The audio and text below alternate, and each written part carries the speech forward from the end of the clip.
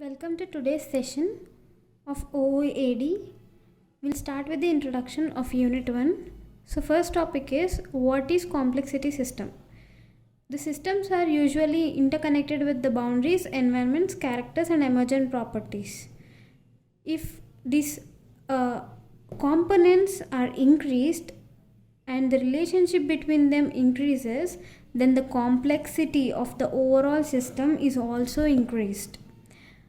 Software systems. These are embedded within some operational environment. These software systems are already embedded in a OS and they perform some operations, and these are clearly defined and distinguished from the operations of other systems.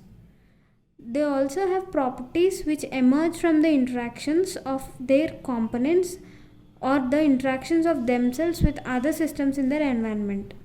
These software systems have their own properties and this emerges from these interactions. The properties of software system emerges from these interactions, or they emerge from themselves with other systems in their environment. A system that embodies one or more software subsystem which contribute to or control or a significant part of its overall behavior is that what we call a software intensive system. A system have its software subsystems. This will contribute or control a significant part of its overall behavior, and that's what we call a software intensive system. As examples of software intensive system, we have stock and production control system, aviation system, rail system, banking systems, healthcare systems and so on. All these will have subsystems and this will control, and they will control and contribute significant parts of overall behavior.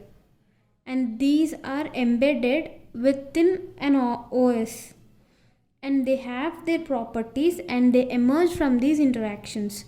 What are the interactions?